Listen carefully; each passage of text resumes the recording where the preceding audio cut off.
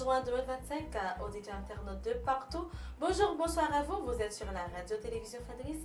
C'est l'heure de votre première sortie du bulletin d'information pour cette journée.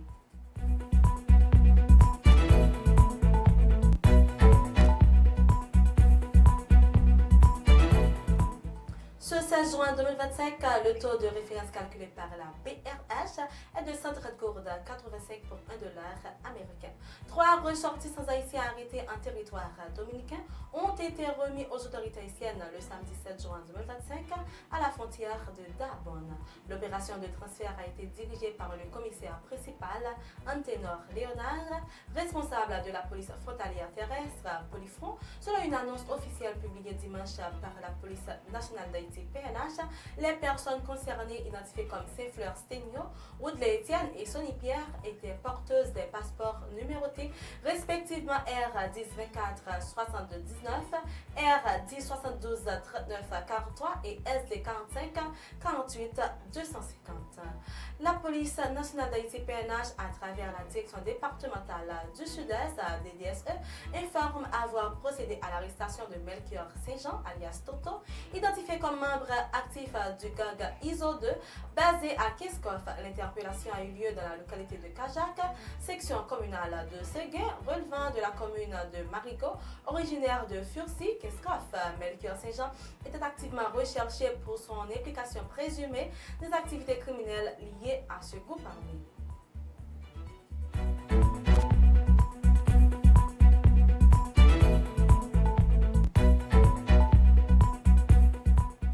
L'ambassade des États-Unis en Haïti a annoncé samedi dernier la nomination de Robert Rutter au poste de chargé d'affaires. L'information a été rendue publique via un communiqué diffusé sur la page Facebook officielle de la représentation diplomatique américaine.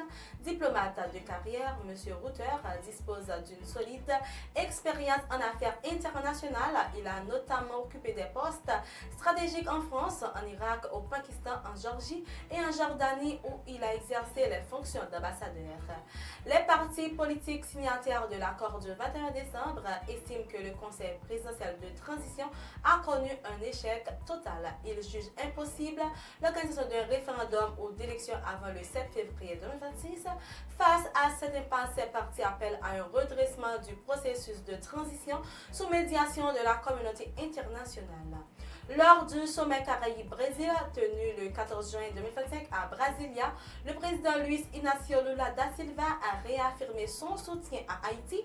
Il a plaidé pour une réparation de la rançon de l'indépendance versée à la France au XIXe siècle et appelle la communauté internationale à soutenir un plan national de développement pour Haïti. Sur le plan international,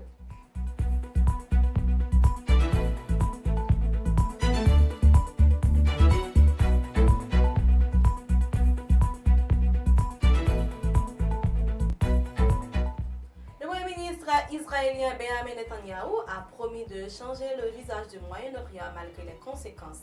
Israël est désormais en guerre ouverte avec l'Iran qui riposte depuis 4 jours. Les dégâts en Israël sont importants. Plusieurs sites militaires ont été frappés et des missiles balistiques ont visé des zones civiles.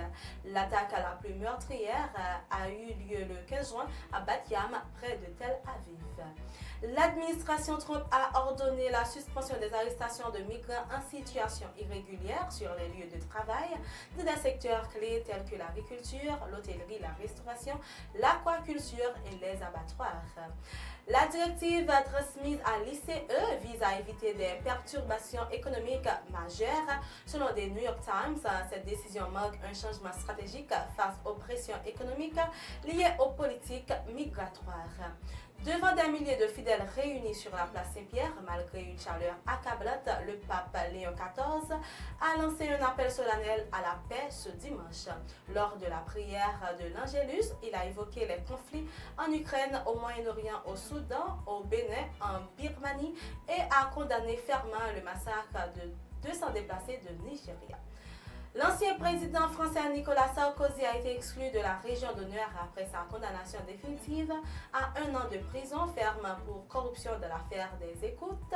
La décision a été officialisée par un arrêté publié au journal officiel le dimanche 15 juin 2025. C'est la fin de votre bulletin d'information, mesdames et messieurs. Merci de l'avoir suivi. C'était avec vous, Vanessa Cédouane.